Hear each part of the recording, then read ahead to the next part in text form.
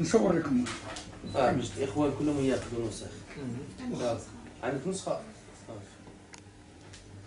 سير سيدي على بركه.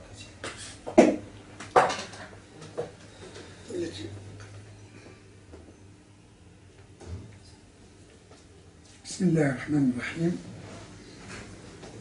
وعلى هدي محمد عليه الصلاة والسلام المسير. إخواني، حضرتم اليوم إلى مكتبي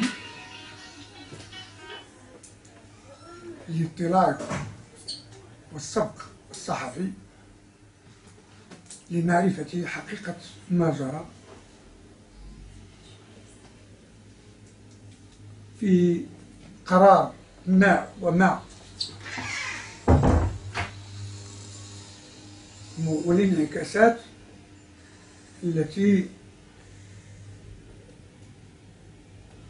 ظهرت أو عبر عنها المواطنون وعبرت عليها أنا شخصيا بعد ذلك القرار المشؤوم الذي صدر عن الأمين العام الجهوي. أولا، هذا القرار قرار غير قانوني، إن دل على شيء يدل على التعجل، يدل على عدم الكفاءة، يدل على تبوء المناصب دون القدرة على تسييرها، يدل على أن من تحمل مسؤولية وكان دون مستواها فإن النتائج دائما تكون هي التخريب وهي العطب لدوالب المؤسسة التي يسيرها. كما يقول المثال: إذا أسندت الأمور إلى غير أهلها فانتظري الساعة. وساعة الدار البيضاء قد حلت بهذا السلوك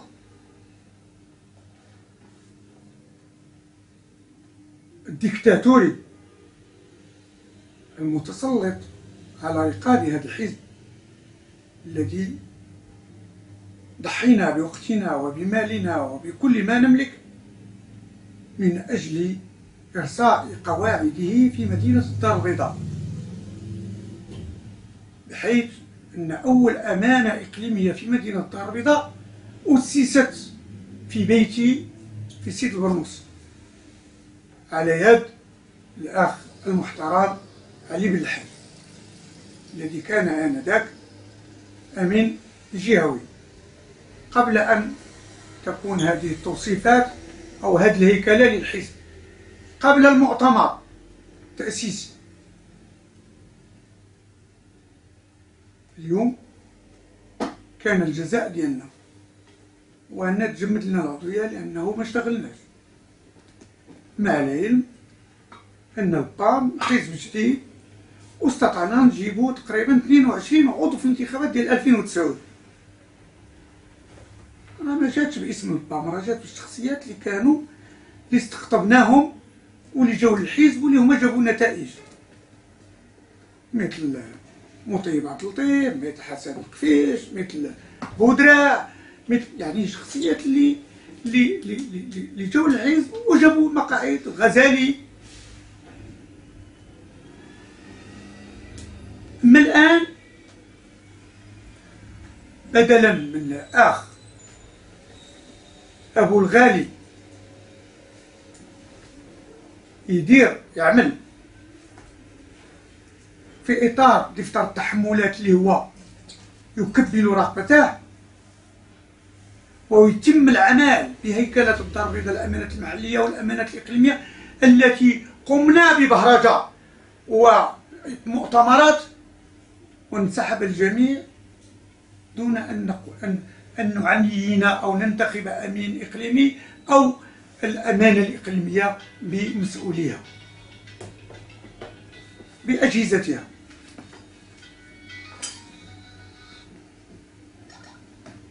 فبدلا من أن يكرس جهوده ومجهوداته في تأطير الأمانات المحلية، في الاستعداد للاستحقاقات المقبلة، ها هو قد أدخلنا في هذه المتاهات التي سوف لا نخرج منها، ولا بد أنها ستترك لنا بعض الآثار في التنظيم وفي القواعد، بحيث أنه ما كل الكلام يقال وما أسمعه الآن لدى القواعد في سيد البرنوسي يخيفني،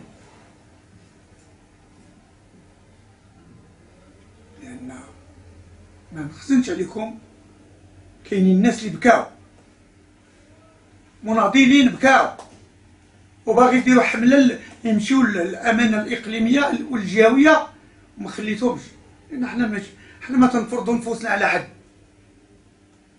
حنا متشبعين بالروح الوطنية وبالمبادئ التي تدافع عن الدولة المغربية والمقدسات ديالها، في أي محطة كنا، في أي إطار كنا غادي نخدموا لصالح الوطن، الله الوطن الملك، وحنا مجندين نفوسنا. وانا شخصيا ندرت حياتي ونفسي لخدمة وطني، وسأشتغل في هذا الميدان لخدمة الوطن من حماة النظام، لأنني أعرف ما أقول وأعتبر نفسي من حماة هذا الوطن، كمناضل، كرجل يحب بلاده والمقدسات ديالها. ما يمكنش شي واحد يجي يتنيني على العمل السياسي.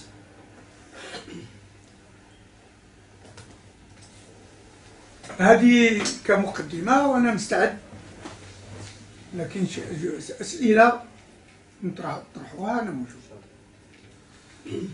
السي منصور يوسف سيدات تصريحات الصراحة الفات التصريحات ديالكم الأخيرة باللقاء ولا باللقاء ربما كنحسوا أنكم كتركزوا على شخص واحد اللي هو أبو الغيث، حيت هو اللي موقع هذا القرار. لو الحال بأن حنا كندويو على حزب المؤسسة يصدر قرار، دونك ماشي اللي يصدر قرار هو شخص، قرار هو حزب. أنا كمل. لا علاش صار التركيز بالضبط على الشخص وماشي على المؤسسه ديال الامانه العامه اللي صدر القرار؟ اكيد بناتو على حيثيات، بناتو على مجموعه التقارير، بناتو ميمكنش في استعراض على المستوى النظري. سؤال في محله، سؤال. انا تنقول هذا الكلام لان انا اولا محامي وممارس في العمل السياسي مدة سنين. لما قلت الامين الاقليم الامين الجهوي اعرف ما اقول، لان القرار موقع من طرف الامين الجهوي في غياب الامانه الجهويه. قرار انفرادي ديالو، قرار انفرادي. هذا هو الشيء اللي جعلني انا تركز عليه هو كشخص، وتنقول بانه القرار غير قانوني، وهذا ما يمكن يصدر الا عن رجل منعدم التجربه وليس له حس وطني ولا غيره على الحزب الذي ينتمي اليه، لان هذا عمل تيهدم ماشي تيبني. لكن السي اول مره كنسمعوك كتقول بان الامانه الجهويه في الدار البيضاء كتاخذ القرار ديالها باش كنفعل، لان لاول مره كنتم لا ما كانتش قرارات سابقه انفراديه. هذه لاول مره وقعت. غير واش كتفرقوا بين الامين الجهوي والامانه الجهويه؟ بالطبع القانون تيفرق بيناتهم.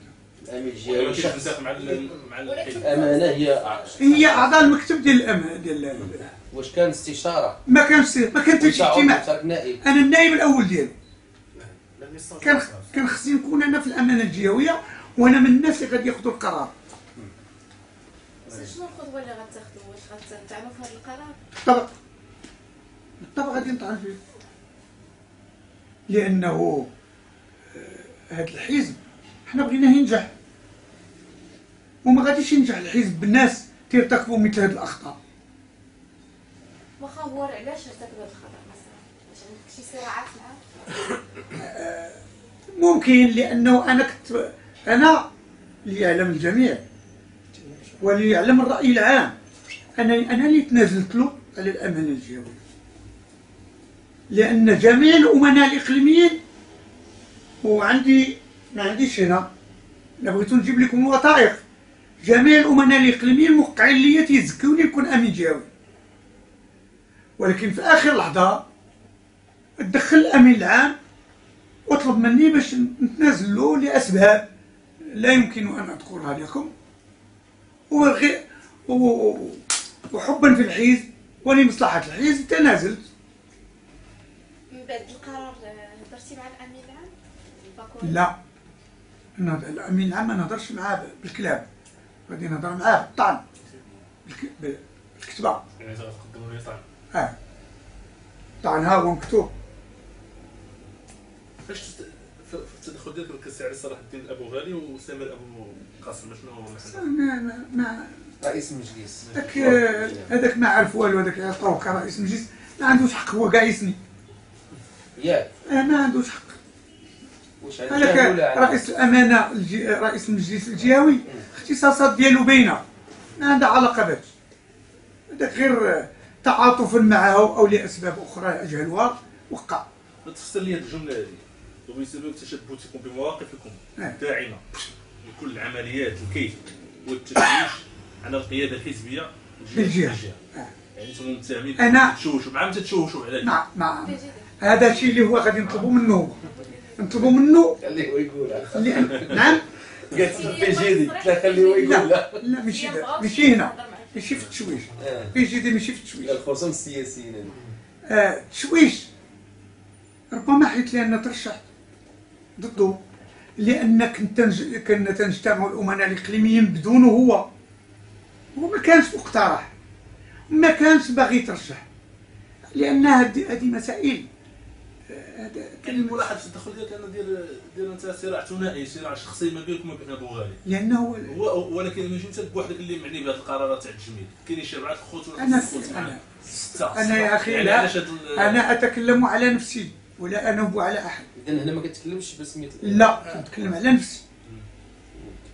قد أكون أنا مظلوما وقد لا يكون آخر مظلوم، ولكن أنا تنهضر على نفسي لأنني أنا عرفت مظلوم وعرفت هذا القرار اللي صدر في حقي جائر، وأثبت هذا للأمانة العامة الوطنية بالحجج والوثائق والقانون، لأن الفصل 96 واضح تيقول الأمانة الجهوية، ما تيقولش الأمين الجهوي، لأنه لما تولي الأمين الجهوي عنده هذا الاختصاص اللي ينتقدوا غادي يطردوا. فين يقدرش نقول أنا؟ يمكن مؤسسة، يمكن سلطة، يمكن السيد أنا نجحته في البرلمان، دوزته في البرلمان، في البرنوسي ما تعرفوا حتى واحد، ولما جات الاستحقاقات ديال البرلمان شنو تيدير ليا؟ تيقول لي غادي نديروا الديمقراطية، تصويت على شكون اللي غادي يترشح، ومشى جاب لي واحد من الاتحاد الدستوري اسمه الدايم، جابوا ورشحوا معايا. بس يا عبد الوهاب انا نيت عمري في الحزب وفي المؤسسات ديال الحزب، عضو اللجنه المركزيه، وتجيب لي واحد يجي من الاتحاد الدستوري ندير معاه انا السبوره، واش هذا؟ يجيب لي مناضل يكون من سميتو من الاسره الاستقلاليه، من الاسره الاستقلاليه ومن الحجم ديالي، من الكاليبر ديالي. ما تجيبش لي هذا من الاتحاد الدستوري وندير معاه انا السبور. وقال لي الديمقراطيه، قلت له الله يعاون، ما حضرتش الاجتماع، طرح هضر هو رشحو هو، دازت الانتخابات ديت الاستقلال ديالي، هو لان هذاك ما نجحش، وملي دازت الانتخابات رجع للاتحاد الدستوري، وصدق عبد الواحد خاسر الحزب مناضل وخاسر هذاك اللي جا، حط يدو على الفوق. وخسر مقعد. طيب بالنسبه للمشكل اللي كان وقع في حزب الاستقلال، علاش ما اتخذتيش هذه البديله وهضرتي في الصحافه وهضرتي يعني سكتي في هذه العمليه ديال؟ لا ما سكتش. لا في عمليه ديال بالنسبه لهذا الحزب البام وهذاك الشيء، انت كمنسق اللي غنقول لك علاش ما سكتش، علاش يعني لا ما تخلطش. لا بالنسبه كحزب استقلال كنتي كطالب باش كنت على راس اللائحه. هي ديك الساعه ما كانتش اللائحه، كان فرض كنتي غادي تكون انت وهذيك الساعه ما درتيش هكا، ويعني باش حتى الحزب يعرف هذا الشخص علاش الانسحاب ديالو ومشى انتقل الى حزب اخر. راني نقول اولا انا احتجيت، وقدمت الاستقاله ديالي ياك، ولكن انا تسرعت لانه هو عباس فاسي اتصل بيا وداك الشيء، ولكن انا تسرعت خرجت من فمي كلمه قلت له والله لا بقيت نرجع، حيت كانت الصدمه قويه. اما انا عمرني ما نحس بهذا الخروج. دابا انا مع البام وراه عندي افكار استقلاليه وتكوين استقلالي، لانه حزب الاستقلال مدرسه ديال الجميع، واللي ما دارش بالحزب الاستقلال خصو يدير كاع انتخابات ولا الوطنيه. سي منصر لا غير قبل السؤال الاخر ديال غير جاوب لينا على هذا مهم. نعم. علاش ما خديتيش الطريق السهل ومشيتي لحزب اخر؟ انا كي قلت لك انا جاوبتك قلت لك جو سوي با ان بوليسيان امبولون. انا داك المشكل ديال الخروج ديال الحزب الاستقلال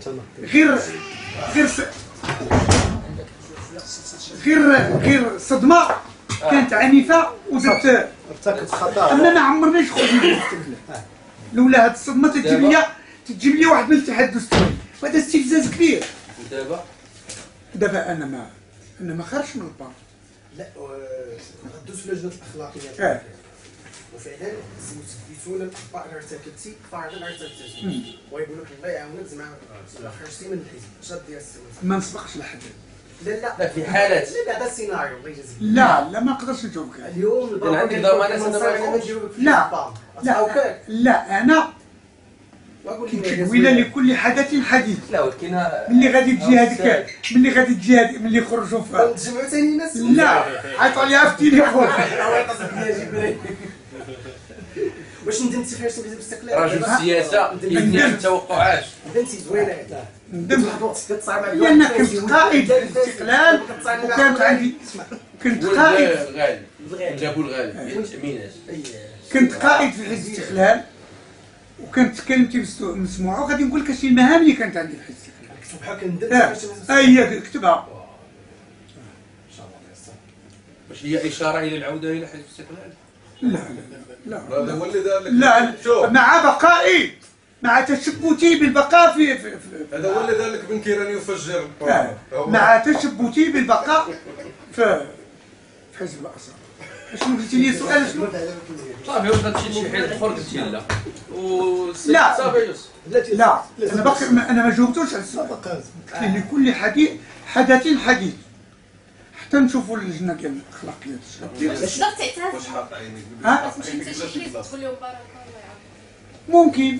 الى زكى الحزب لجنه الاخلاقيات زكات القرار ديال الامين الجهوي، واش ممكن تمشي باتجاه ديال الاعتزال السياسي؟ غادي هذيك الساعه ندير ريفليكسيون، غادي نتخابر مع نفسي ومع الاصدقاء ديالي والقواعد ديالي وغادي يكون قرار.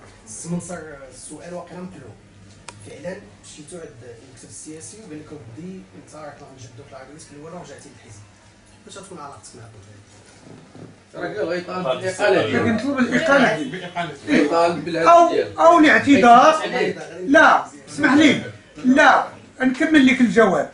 او الاعتذار امام مشكل مكتوب امام الامانه الجهويه، لانه هو خرق القانون ديال الامانه الجهويه، خصو يعتذر ليا في الامانه الجهويه. بالنسبه للسي منصر، بالنسبه لهذا التجميد ديال العضويه ديالك، وربما يكونش عندهم شي تخمينات تكون انت في مجلس الحكامه كداخل مؤسسه ديال البام، واش كتقبل هذا العمل هذا داخل المؤسسه ولا باقي ما تعرضت عليا حتى حاجه واش تقبل ولا ما تقبل. يعرضوا لي وغادي يكون تعاملوا مع القرار اللي بين يديك. هكا امينه.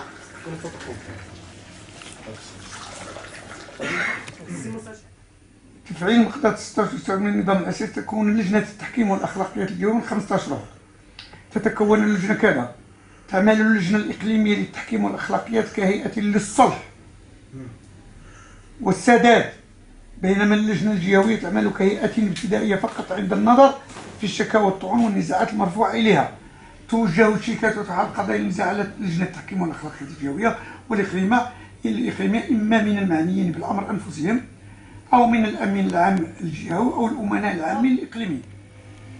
احنا غادي نجيو تقوم اللجنه الجهويه للتحكيم والاخلاقيات بدراسه الشكايات، خصها تدرسها بعدا قبل ما تاخذ القرار، والقضايا المعروضة عليها وتجري بشأنها على التحريات اللازمة للوقوف على الحقيقة، الاستماع إلى الأطراف، تصدر اللجنة قراراتها في شكل توصيات قابلة للاستماع. قرار كي واحد انه من يحطو غادي يعطيه لك أن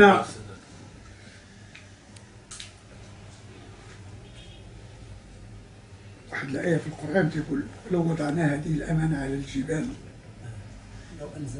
لو أنزلنا القرآن على لا لا لا لا, لا تصدع، ولكن خلي هذه ما نجبدوهاش لأن المعنى ديالها هي هذه، هو أن المسؤولية ماشي سهلة وبالغالي المسؤولية بين أن ضرورة الجهولة هذه اللي بغيت ديرها ولا الأمانة على إن عرضنا الأمانة. شكون اللي يديرها؟ هو يديرها، هذا كمقدمة للجواب ديالي. لا لا حزب استقلال حزب محافظ الاستقلال هو العدالة والتنمية الأول. هذا الخصوص السياسي ديال بصح قلت لك كير اسا غيكتب الايه هو الأمانة، كتب هذيك الآية الله ذلك، هو الأمانة اللي تسندات للسي بولغالي تفوقه أكبر منه حجما. والأدهى والأمر أنه طلبت منه أن يكون غير 16 معايا ومع المجلس ديال الأمانة، وراه ما غاديش يخسر، عمرو ما 16 معايا في شي عملية، رغم أنني أنا النائب الأول ديالو حتى تيخرج بشي برنامج ما تيستشر لا معايا لا مع غيره. ولهذا أنا تنقول بأنه السي بولغالي دون مستوى المسؤولية، وعلى البام على الحزب ديالنا أنه يصحح المسيرة ديالته ويعرف في من يوضع الثقة، هذه الثقة اللي هي كبيرة وغالية في الناس اللي خصهم يستحقوها، لا من حيث إنه الأمين الجهوي خصو يكون حكيم، خصو يكون يصلح، خصو يكون يجمع. هذا ما خص هذا تيجمع هذا تيشتت، هذا واش هذا غادي يستافد منه الحزب؟ هو قال لي باقا لائحة أخرى جاية، وإذا هذا بغا يفضيو مع الحزب في الدار البيضاء. ولهذا تنطلب هذا أنه التصحيح ديال المسار ديال الحزب في اختيار المسؤولين على تسيير الحزب، ماشي تاع المنتخب. شتي أنا نقبل أوطور اللي هي أمام السياسات تجي تسير، ولكن ماشي الانتخابات تكون كأوطور إدارية. إيه. يعني إلا كان هذا الضرب اللي غادي يتم في حق هاد الإخوان ديال الدار البيضاء وهذا الشيء وتعمم على جميع الصعيد الوطني، كتفكروا ديروا شي حزب آخر غير البار؟ لا ما عنديش فين نمشي ياك أنا بعدا شخصيا ما عنديش فين نمشي، حتى إلا بغيت نمشي راه كاينة دارنا. صافي لي فوالا استقلال قال مرحبا. صافي سيدي واقيلا على بركة الله. الله حنا رانا الإشارة وبهذا و قادوا داكشي. كاين شي كلام اللي قلناه ما خصوش يتقال، قادوا ما هواش. سمعتي قلتي اللي خصو يتقال، قال لك ما نقولوش الكلام اللي ما هواش.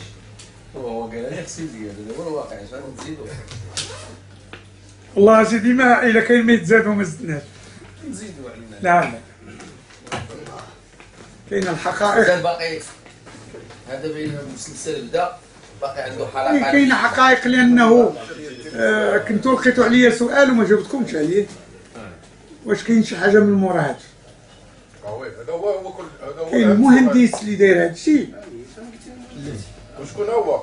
المهندس، لأن هادشي راك تنتكلم وقاطعتو، لأن هادشي هاد القرار هذا صعيب على أبو الغالي. هذا أهم شيء هو هذا. هذا قرار صعيب على أبو الغالي، ولكن كاينه ايادي خفيه هي اللي تتحرك في ابو الغالي، وهي اللي دارته امين جهوي باش تمرر هذا القرار. هذا مهندس ديال الانتخابات. شكون هو هذا الشخص؟ ما عرفتوش واش محليا ولا ما عرفتوش كي قال ابن كيران هذوك عفاريت التماسيح. لا واش كتشوفوا شخص ولا مجموعه ديال الاشخاص ولا كاين ماشي وقت هذا جي وقتها وغادي نقول. تقدروا نقربوا ليه شويه عاودوا لا خويا لا خويا لا هذا الدينامو ديال الحزب داخل المنطقه. تعرف كل شيء. سمعنا بانها تكون واحد اللجنه